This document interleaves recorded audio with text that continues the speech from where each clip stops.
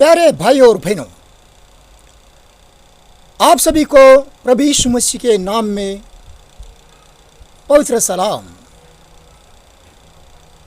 आज का वचन मैं जो लेकर के आपके सामने आया हूँ वह अंतिम दिनों में या जो होने जा रहा है और इसके विषय में बाइबल क्या बताती है, इस पर थोड़ा प्रकाश डालने की कोशिश मैं करने जा रहा हूं।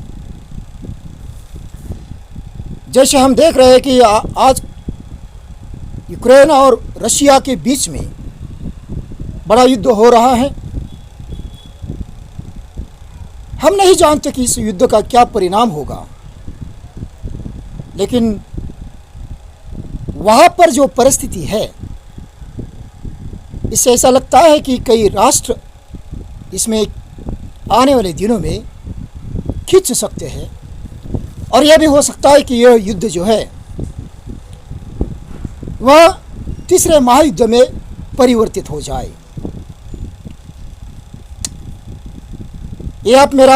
यदि आप मेरे चैनल पर देखेंगे तो एक वीडियो में मैंने कहा है कि मुझे प्रभु ने दो बातों में से एक बात आने वाले निकट भविष्य में पूरी होगी ऐसा बताया है। या तो हम तीसरे महायुद्ध का सामना करने जा रहे हैं, या फिर हम रैप्चर में कलीसिया के साथ उठा लिए जाएंगे। इन दोनों में से एक बात का सामना आने वाले दिनों में हम करेंगे, और ये बात मैं अपने मन से नहीं लेकिन प्रभु की ओर से मैं कह रहा हूँ, और उस वीडियो में मैंने इस बात को और अधिक स्पष्ट किया है।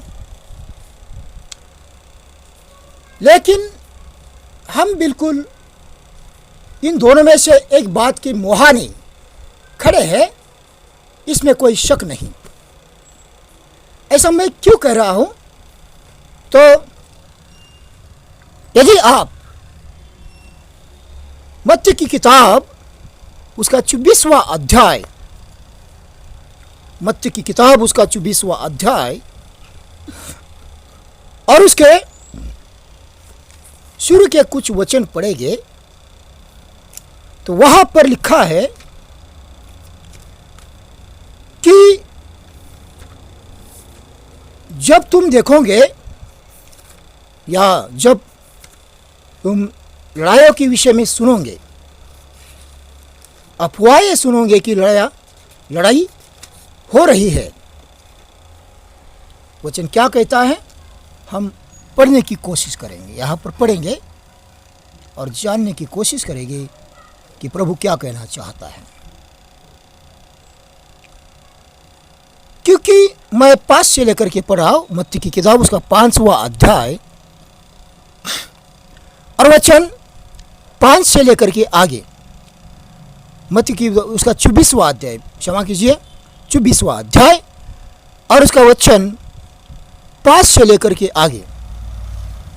क्योंकि बहुत से ऐसे हो गए जो मेरे नाम से आकर कहेंगे कि मैं ही मसीह हूँ, और बहुतों को भरमाएगी। तुम लड़ाइयों की चर्चा सुनोगे। तुम लड़ाइयों की चर्चा सुनोगे। देखो, घबरा न जाना, क्योंकि इनका होना अवश्य है, परंतु उस समय अंत न होगा। तो यहां पर प्रभु यीशु मसीह क्या कहते हैं? वो कहते हैं कि तुम लड़ाई के विषय में सुनोगे और लड़ाइयों की चर्चा के विषय में भी सुनोगे, लेकिन उनको वास्तव में देखोगे नहीं, केवल सुनोगे। तो पिछले कुछ सालों में हम बार बार ये सुन रहे थे कि इस देश के साथ में उस देश की लड़ाई और कुछ लड़ाई के विषय में ऐसे हम सुन रहे थे कि अब यह देश उस पर आक्रमण करने वाला है, ऐसा होने जा रहा है। मतलब अफवाहें सुनते थे, लड़ाई के विषय में भी सुनते थे और अफवाहों के विषय में भी सुनते थे। लेकिन वास्तविक लड़ाई आज हम देख रहे हैं। जैसे यदि आप मत्ती की किताब और उसका 24वां अध्याय और इसके 32 और 33 को पढ़ेंगे, the book of Matthew chapter 24 and versus 32 and 33, इसमें एक प्रभु ने दृष्टांत के विषय में कहा है। प्रभु ने दृष्टांत के विषय में कहा है, और वो दृष्टांत क्या है मैं आपको यहाँ पर पढ़ के सुनाता हूँ। छोटा दृष्टांत है।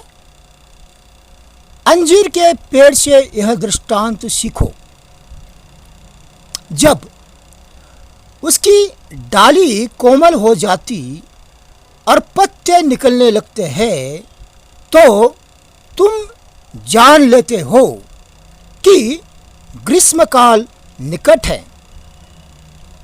इसी रीति से जब तुम इन सब बातों को देखो तो जान लो कि वह निकट है, वरन द्वार पर ही है। अब यहाँ पर यीशु मसीह यह कहता है कि जब यह सारी बातें घटित होते हुए तुम देखोगे। कौन सी बातें? तो जिन बातों के विषय में हम पहले सुनते थे, लेकिन आज हम अपनी आंखों से देखते हैं। हालांकि आप ऊपर पढ़ेंगे तो यहाँ पर प्रभु यीशु मसीह 7 साल का जो महा भयंकर समय है, कलीसिया उठाए जाने के बाद शुरू होने वाला है, और उन 7 सालों में जो सताव होने वाला है, और 7 साल के अंत में जो कुछ बातें होगी, जैसे सूरज अंधियारा हो जाएगा, चंद्रमा लाल हो जाएगा, वगैरह वगैरह बातें।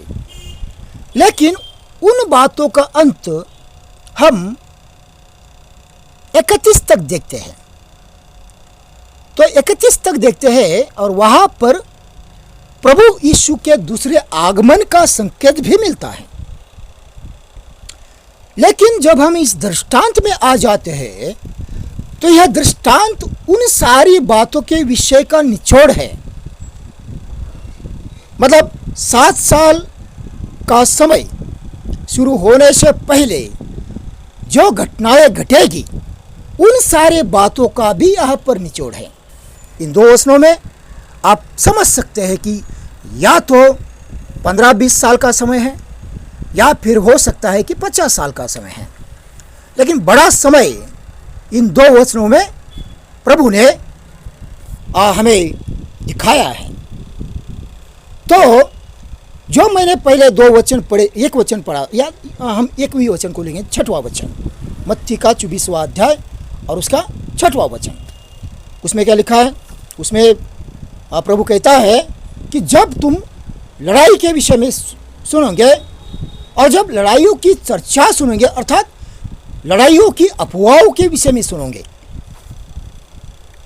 तब हम पिछले दिनों में हम लड़ाई के बारे में सुनते थे, युद्ध के विषय में सुनते थे, और उसकी अफवाहें भी सुनते थे। लेकिन आज मैं आपको बताता हूं, यहां पर जैसे इस दृष्टांत में लिखा है कि जब 33वां वचन, इसी रीति से जब तुम इन सब बातों को देखो, इन सब बातों को देखो। प्रभु क्या कहता है? इन सब बातों को, मतलब जो हम पहले सुनते थे और अफवाहें हमारे कानों तक आ जाती थी। लेकिन आज हम जब देखेंगे, उन सब बातों को घटित होता हुआ देखेंगे, तो समझ जाओ कि वह निकट है। आज हम इन सारी बातों को देखते हैं। कैसे देखते हैं?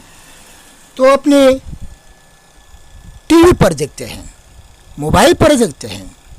वहाँ पर युद्ध क्षेत्र में जो भी बातें घटित होती है, उन सारी बातों को अपनी आँखों से इन अपने मोबाइल पर, टीवी पर बिल्कुल सीधा सीधा देख सकते हैं। यहाँ पर इट जो शब्द है, IT, इट, यह शब्द मैं पूरी तरह से आश्वस्त हूँ कि किसी व्यक्ति के विषय में यह शब्द बताता नहीं है, क्योंकि इट जो शब्द है, यह शब्द व्यक्ति के विषय में बताने वाला शब्द नहीं है। लेकिन यह शब्द जो है वह वस्तु, परिस्थिति, काल, इन सारी बातों को दर्शाने वाला यह शब्द है। तो फिर यहाँ पर क्या प्रभु क्या कहना चाहता है? आप 33वां वचन जो है वो चाहो तो इंग्लिश में आप पढ़ सकते हैं। मैं भी एक बार पढ़ लेता हूँ, इंग्लिश में यह वचन पढ़ लेता हूँ, और हम देखते हैं कि वो 33वें वचन में इंग्लिश में क्या लिखा है, और उससे हमें यह स्पष्ट हो जाएगा कि प्रभु क्या कहना चाहता है। वास्तविक यहाँ पर जब इट शब्द आया है, तो इट शब्द हमें जरूर मतलब निश्चित तौर पर मनुष्य के विषय में या प्रभु यीशु मसीह के विषय में नहीं कह रहा है। लेकिन क्योंकि हिंदी में लिखा है कि वह, हिंदी में उसको वह शब्द का ट्रांसलेशन दिया है, तो वह शब्द से हम कई लोग, मैंने भी कई बार प्रचार किया है, वह शब्द से मनुष्य का पुत्र को हम वहाँ पर बताने की कोशिश करते हैं। लेकिन जब हम इंग्लिश में पढ़ते, इंग्लिश में क्या लिखा है? इवन सो, ये इंटरनेशनल ट्रांसलेशन है। Even so when you see all this things you know that it is near, right at the door. It is near, तो यहाँ पर इट इज नियर लिखा है, राइट एट द डोर। तो यहाँ इस वचन से, जो इंग्लिश में ये वचन है, इससे तो बिल्कुल साफ हो जाता है कि यहाँ पर किसी व्यक्ति के विषय में यह वचन नहीं बताता है।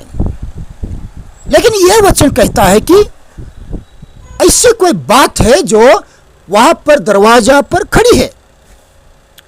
तो हम इसको यह भी कह सकते हैं कि रैप्चर हो जाएगा, यीशु मसीह आएगा, अपनी कलीसिया को लेकर के जाएगा, और 7 साल का समय यहां से शुरू हो जाएगा। या फिर तीसरा महायुद्ध आ जाएगा। हम अपनी आंखों से तीसरा महायुद्ध देखेंगे। तो इस वचन से हम इस बात पर मतलब आ जाते हैं, या यह वचन इस बात का निचोड़ हमें देता है कि हम बहुत जल्द या तो उठाए जाएंगे, नहीं तो फिर हम तीसरे महायुद्ध का सामना करेंगे।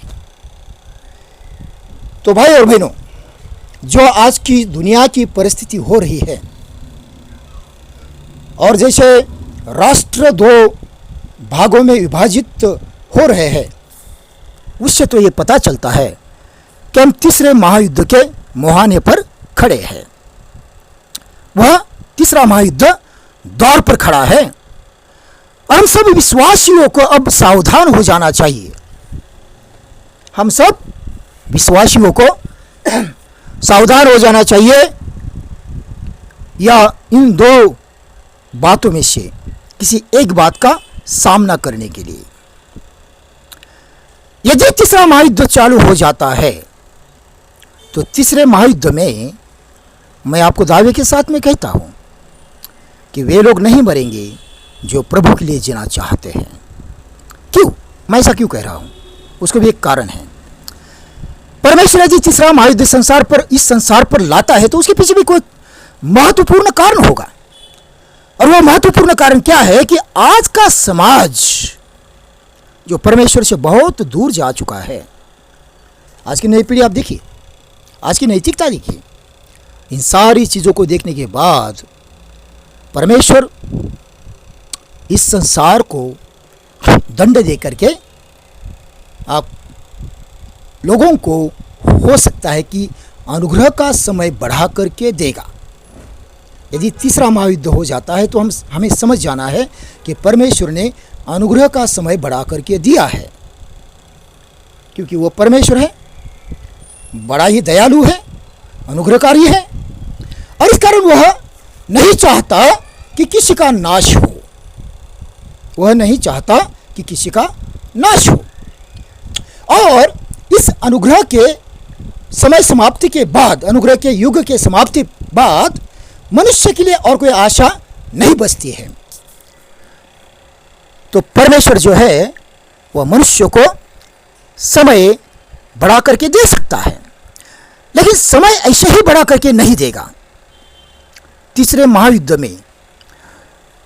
महायुद्ध में वे सारे लोग मर जाएंगे जो परमेश्वर के सुसमाचार के लिए वास्तव में रुकावट का कारण है। हाँ, ये मैं आपको बता रहा हूँ, परमेश्वर के सुसमाचार के लिए वास्तव में रुकावट का कारण है। वे लोग इस तीसरे महायुद्ध में मर जाएंगे जिनका विश्वास पैसे पर, जिनका विश्वास टेक्नोलॉजी पर ज़्यादा है और परमेश्वर को पूरी तरह से नकारते हैं।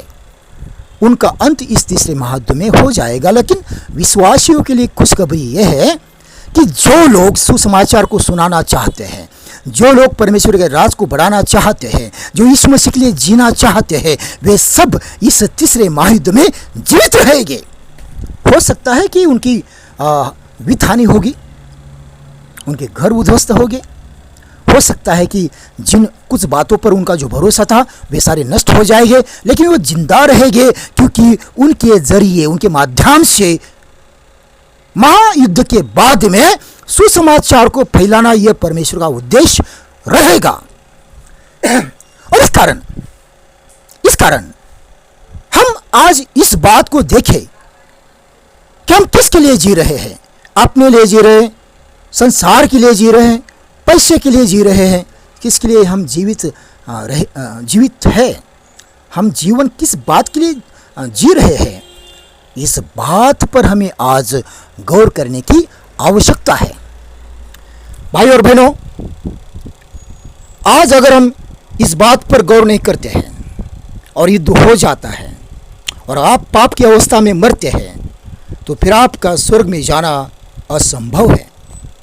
इस कारण आज हम सभी को अपने अंतर्मन में और जीवन में झांकने की आवश्यकता है। तो तीसरा महायुद्ध अगर हो जाता है तो उसमें जो प्रभु के लिए जीना चाहते हैं, प्रभु के राज के लिए जीना चाहते हैं, सुसमाचार के लिए जीना चाहते हैं, वे सब जीवित रहेंगे। तो आप सोचिए कि आप किसके लिए जी रहे हैं। और यदि यीशु मसीह आ जाता है और 7 साल का समय चालू हो जाता है तो फिर वो रैप्चर जो होने वाला है, कलीसिया जो उठाई जाने वाली है, उसमें आप उठाए जाएंगे या नहीं जाएंगे, यह भी आपको जांचने की आवश्यकता है। हम सभी को जांचने की आवश्यकता है, क्योंकि इन दो बातों में से कोई एक बात हमारे सामने है। या तो रैप्चर हो जाएगा और 7 साल का समय मुहाने खड़ा है, या फिर तीसरा महायुद्ध हो जाएगा और भयानक परिस्थिति संसार के सामने आकर के खड़ी होने वाली है, वो द्वार पर है। यीशु मसीह इस दृष्टांत से यही कहना चाहता है। हमें सावधान होने की आवश्यकता है, हम सभी को सावधान होने की आवश्यकता है। प्रभु आपको आशीष दे और प्रभु के मिलने के लिए और प्रभु के सुसमाचार के लिए प्रभु आपको तैयार करे, और मैं भी तैयार रहूँगा। आपको प्रभु आपके परिवार समेत आशीष दे और आप सभी उद्धार का लाभ उठाए।